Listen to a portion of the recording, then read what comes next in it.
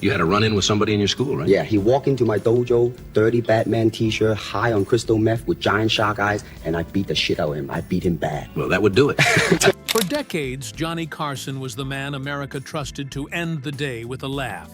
He was charming, sharp, and unshakably calm behind the desk of The Tonight Show. But beyond the bright studio lights, behind closed doors and locked rooms, there lived a different Carson, one the world was never meant to see. His quiet battles, failed relationships, secret regrets, and a private garage hiding treasures no one imagined. This script uncovers that hidden life, the mystery behind the man who made the world laugh. On January 23, 2005, the world fell silent. Johnny Carson, the king of late night, died at the age of 79 from complications of emphysema. In his final days, those close to him said he was thin, fragile, but his dry humor was still alive. He never wanted pity. He wanted quiet. Even his death, though expected by those near him, felt sudden to millions of fans. Television networks filled hours with tributes. Headlines mourned. Friends spoke with heavy voices. America felt it had lost not just a host, but a steady companion. Yet, as the tributes poured in, whispers began to spread. If Johnny was so private while alive, what had he left behind when he was gone? Executors of his estate were given a challenging task to catalog everything he owned. His Malibu mansion was filled with awards, photos, letters, and memories. But one room began drawing the most attention: his private garage. Behind that door was a secret world no one outside his closest circle had ever seen. What they found did not just surprise them. It rewrote the story the world thought it knew. To understand why Johnny guarded his privacy so fiercely, we go back to 1984. That year, he bought a breathtaking estate on the cliffs of Point Dume in Malibu, California. It cost $9.5 million, a fortune at the time. But for Johnny, this was more than real estate. It was his escape. The estate stretched across 4 oceanfront acres. Glass walls reflected sunlight off the Pacific Ocean. Terraces overlooked Little Dume Beach. There were koi ponds, gardens, an aviary with exotic birds, and orchards heavy with fruit. At its heart stood a stunning home designed by architect Ed Niles. 7,100 square feet of wood, steel, and glass, blending seamlessly with the sea and sky.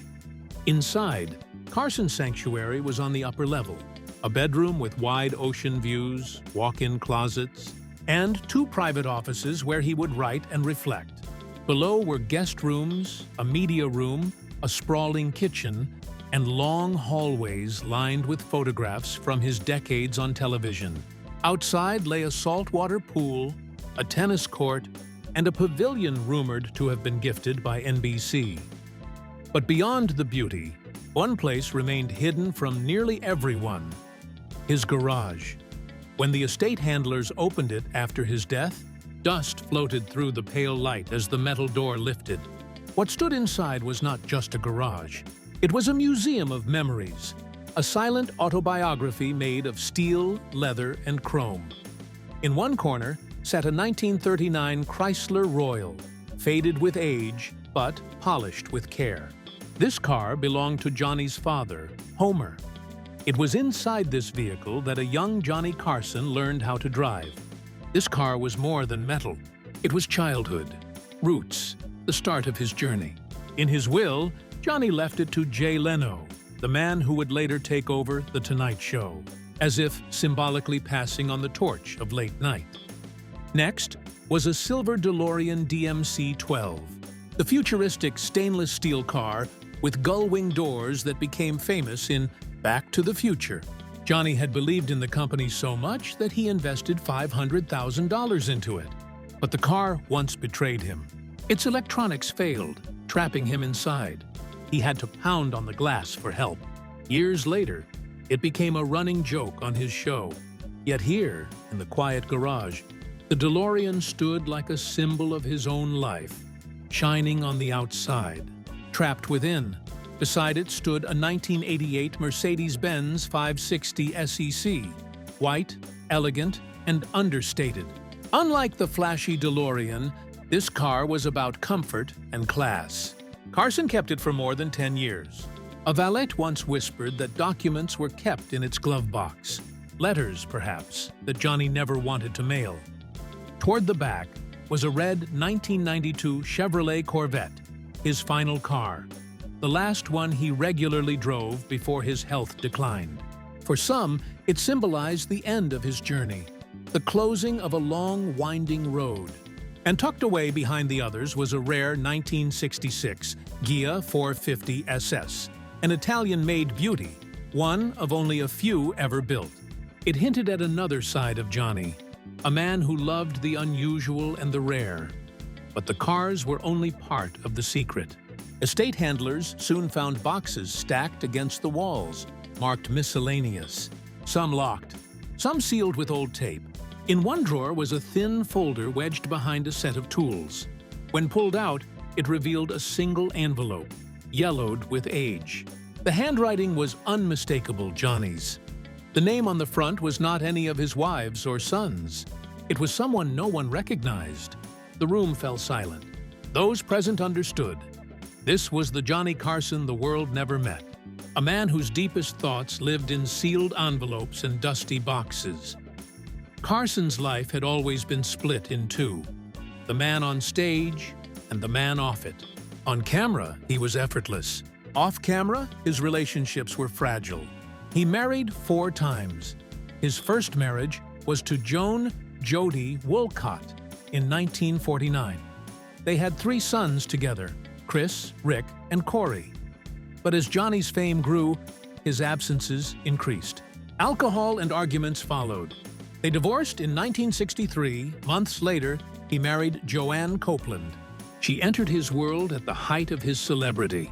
She later said he could be loving, but when he drank, a darker side emerged. They divorced in 1972. That same year, he married model Joanna Holland. Their 13-year marriage seemed stable, until the night she stunned Johnny at dinner by handing him divorce papers. The public didn't know, but Johnny was devastated. His 4th and final marriage was to Alexis Mass in 1987. It lasted until his death. Friends said she brought calm into his life when he needed it most. But perhaps the most haunting part of Johnny Carson's private story was his role as a father. His 3 sons rarely saw him growing up. Johnny once admitted he had not been the father he wished he could be.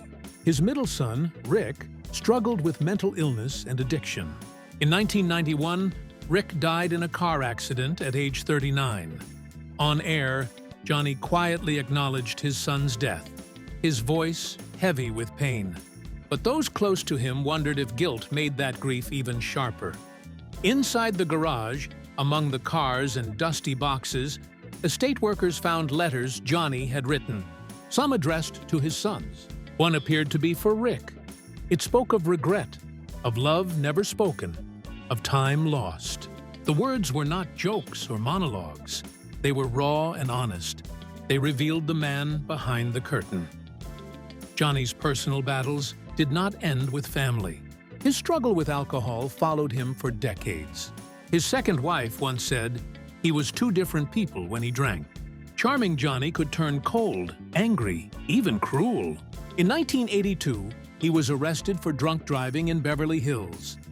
Fans were shocked, but privately, this was just one chapter of a long struggle. Carson held grudges too. He feuded with singer Wayne Newton after mocking him on air. Wayne later said those jokes were meant to hurt. His friendship with Joan Rivers ended when she launched her own show without telling him. He never spoke to her again. Even at his death, the silence between them remained. But this same man, guarded and stubborn, was also deeply talented and disciplined.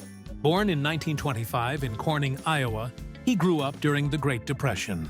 He was shy, fascinated with magic tricks. After serving in the Navy during World War II, he moved into radio and then television. His quick wit soon caught America's attention. In 1962, he became host of The Tonight Show. For 30 years, he made Americans laugh before bed.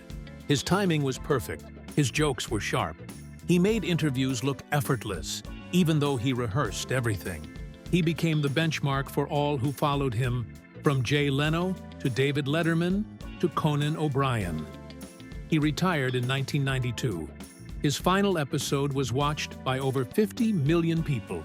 He won 6 Emmy Awards, a Peabody Award, received the Presidential Medal of Freedom and the Kennedy Center Honors. But behind those trophies was a man who often wondered what all the applause truly meant. Among the papers found in his garage was a note about fame. He wrote, "You can be surrounded by millions and still feel alone." In another, he questioned whether laughter could ever fill the space left by regret. These discoveries complicated his legacy. Was Johnny Carson the confident host who never cracked? Or the lonely man behind closed doors? Was his silence his shield or his prison? In the end, perhaps he was both. Johnny Carson was laughter and loneliness, applause and silence, polished jokes and hidden letters. His garage was not just a room of cars, but a vault of his life, a place where the man behind the entertainer finally spoke. Today, people remember him as the king of late night.